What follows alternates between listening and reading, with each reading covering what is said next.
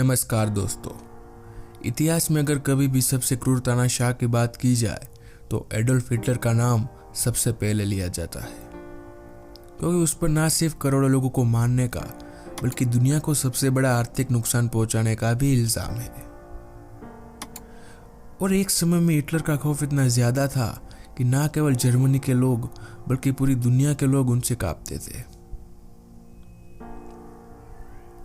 दोस्तों, आज के समय में जिस एडोल्फ हिटलर को लोग इतनी नफरत करते हैं वो अपने समय में काफी प्रभावशाली नेता था।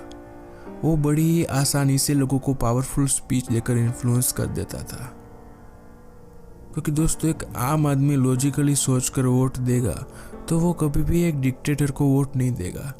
तो इसीलिए अक्सर एक डिक्टेटर को इमोशन का इस्तेमाल करना पड़ता है लोगों के वोट लेने के लिए। एडोल्फ हिटलर भी कुछ इसी तरह से लोगों को भड़काऊ भाषण देकर या फिर उन्हें उकसाकर ये काम करता था।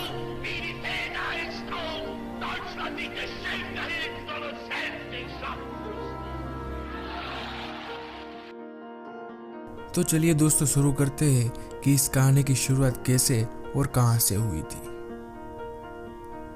एडोल्फ हिटलर का जन्म 20 अप्रैल 1889 में ऑस्ट्रिया के ब्रुन ओम इन नाम की जगह पर हुई थी। उनके पिता का नाम एलोइस हिटलर और मां का नाम क्लारा प्लोजल था। हिटलर अपने पिता से बहुत डरता था और इसीलिए हिटलर के अपने पिता के साथ कुछ अच्छे संबंध नहीं थे। हिटलर बचपन से ही जर्मन के राष्ट्रवादी सोच से काफी प्रभावित थे और इसीलिए ऑस्ट्रिया में रहने के बावजूद भी जर्मन का राष्ट्रगान गाते थे। फिर आगे चलते 1903 में उनके पिता की मृत्यु हो जाती है और कुछ ही सालों में उनकी मां की भी मृत्यु हो जाती है, जिसके बाद वह एक वक्त के खाने के लिए भी मोहताज हो गए और पेट पालने के लिए हिटलर ने लेबर का काम शुरू कर दिया। और दोस्तों, लोग कहते हैं कि यही वह समय था जब हिटलर के अंदर यहूदियों के प्रति इतनी नफरत पैदा हो गई। फिर 1913 में वह जर्मनी के मुनिच शहर में शिफ्ट हो गए, जहां पर उन्होंने जर्मन आर्मी ज्वाइन करने के लिए अप्लाई किया और फिर 1914 में उनके इस एप्लीकेशन को एक्सेप्ट भी कर दिया गया।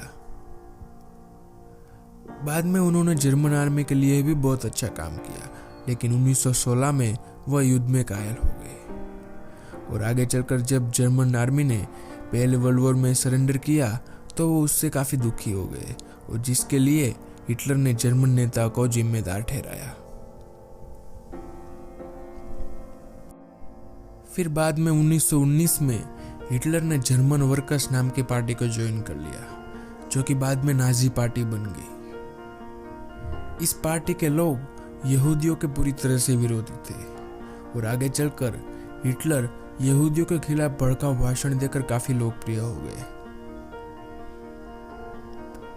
वर्ल्ड वॉर के बाद जर्मनी की आर्थिक स्थिति भी काफी खराब हो चुकी थी और देश में काफी मंदी के हालात हो चुके थे और हिटलर ने इसी महामंदी के दौरान अशांति का फायदा उठाकर देश भर में काफी लोकप्रियता हासिल की। इसी लोकप्रियता को देखकर 1921 में उन्हें नाजी पार्टी का चेयरमैन बना दिया गया, जिसके बाद 8 नवंबर 1923 के दिन हिटलर और नाजी पार्टी ने मिलकर एक 3000 लोगों की सार्वजनिक सभा पर हमला बोल दिया, जिसमें हिटलर ने घोषणा की कि राष्ट्रीय क्रांति की शुरुआत हो चुकी है, जिसमें 20 लोगों की मौत हो जाती है। और फिर 3 दिन बाद राष्ट्रद्रोह के इल्जाम में हिटलर को गिरफ्तार कर लिया गया और हिटलर को 5 साल की सजा हो गई, लेकिन उसको सिर्फ 1 ही साल जेल में रखा गया। बाद में जर्मनी की आर्थिक स्थिति भी काफी अच्छी हो चुकी थी, लेकिन 1929 में वैश्विक महामंदी के दौरान जब जर्मन स्टॉक मार्केट बुरी तरह से टूट चुका था, तब हिटलर वापस देश की इकोनॉमी को पटरी पर लाने का वादा करके दोबारा लोगों की नजरों में लोकप्रिय हो गया। फिर साल 1932 में हिटलर ने राष्ट्रपति का चुनाव लड़ा, लेकिन वो हार गया। लेकिन हिटलर की नाजी पार्टी को 37% वोट मिले और देश की दूसरी सबसे बड़ी पार्टी बन गई। उस समय जर्मनी के राष्ट्रपति थे हिंडनबर्ग और जर्मनी में हिटलर की लोकप्रियता देखकर राष्ट्रपति हिडेनबर्ग ने 30 जनवरी 1933 के दिन हिटलर को जर्मनी का चांसलर बनाया, जो कि मंत्रिमंडल में सबसे बड़ा पद था। बाद में हिटलर के पास ताकत आते ही उसने अपना असली रंग दिखाना शुरू कर दिया और 28 फरवरी 1933 के दिन जर्मनी में मीडिया और सभा करने पर प्रतिबंध लगा दिया गया और इसके बाद सभी जर्मनी के कम्युनिस्ट पार्टी के नेता को जेल में डाल दिया गया और जेल में ही मार दिया गया और हिटलर ने सभी कम्युनिस्ट पार्टी को भी बैन कर दिया। फिर 24 मार्च 1933 के दिन हिटलर ने एनाबलिंग एक्ट पास किया, जिससे जर्मनी की सेना, अर्थव्यवस्था, मीडिया और न्यायपालिका इन सब पर नाजी पार्टी का कंट्रोल हो गया। और फिर 2 अगस्त 1934 को जर्मन राष्ट्रपति हिडेनबर्ग की मृत्यु के बाद हिटलर ने खुद को राष्ट्रपति घोषित कर दिया और राष्ट्रपति बनते ही सबसे पहले उसने जर्मन आर्मी को मजबूत करने का काम किया और फिर उसने यहूदी लोगों पर बहुत सारे प्रतिबंध लगाए। यहूदी लोग जर्मन लोगों से शादी नहीं कर सकते, यहूदी लोगों को सरकारी नौकरी से भी निकाल दिया गया और यहूदी लोगों के व्यवसाय और संपत्ति उनसे छीन ली गई। और फिर पूरे जर्मनी में जितने भी यहूदी लोग थे उन्हें एक जगह इकट्ठा किया जाने लगा। और दूसरी तरफ 1936 के बाद में हिटलर ने जर्मनी की बॉर्डर पर भी युद्ध शुरू कर दिया और जर्मनी ने राइनलैंड, ऑस्ट्रिया और सुडेटनलैंड पर कब्जा कर लिया। फिर जर्मनी और सोवियत यूनियन ने मिलकर पोलैंड पर हमला कर दिया और जिसके साथ ही दूसरा विश्व युद्ध भी शुरू हुआ। पोलैंड को हराकर आधा पोलैंड जर्मनी के कब्जे में आ गया और बाद में पोलैंड के लोगों को भी एक जगह इकट्ठा किया जाने लगा, जैसे यहूदी लोगों को एक जगह इकट्ठा किया गया था। धीरे धीरे हिटलर ने यूरोप के ज्यादातर देशों पर कब्जा कर लिया और इस मैप में जो रेड कलर का पूरा भाग है वो पूरा नाजी सेना के कंट्रोल में हो गया था। 1940 के बाद हिटलर ने इस पूरे भाग में अलग अलग जगह पर यातना शिविर बनाना शुरू कर दिए, जिसे कंसंट्रेशन कैंप के नाम से जाना जाता है। और फिर पोलैंड के और यहूदी लोगों को जो इकट्ठा किया गया था उन्हें इस कैंप में डाल दिया गया और बाकी कुछ निचले समाज के लोगों को भी इस कैंप में डाल दिया गया। इस कैंप में उन लोगों को रात दिन काम करवाया जाता था और इन लोगों को खाने के लिए भी कुछ नहीं दिया जाता था ताकि ये भूखे ही मर जाए। यूरोप के इन सभी कैंप्स में लगभग 1 करोड़ 60 लाख लोगों को डाल दिया गया था, जिसमें से 1 करोड़ से भी ज्यादा लोगों को मार दिया गया था। दोस्तों, नाजी सेना का मानना था कि इन लोगों को जिंदा रहने का कोई हक नहीं। इस कैंप में दिन रात लोगों को सिर्फ मारने का काम किया जाता था, जिसमें बच्चे, बूढ़े, औरतें, किसी को भी बख्शा नहीं जाता था। दोस्तों, हिटलर ने करीब 60 लाख यहूदी लोगों को मार दिया था। उसके बाद एडोल्फ हिटलर ने 22 जून 1941 के दिन सोवियत यूनियन के खिलाफ हमला करने का ऐलान किया, जिसे ऑपरेशन बारबारोसा के नाम से जाना जाता है। इतिहासकारों के मुताबिक ये हिटलर की सबसे बड़ी भूल थी। शुरू में हिटलर सोवियत यूनियन के कुछ अहम हिस्सों पर कब्जा करने में भी सफल रहा।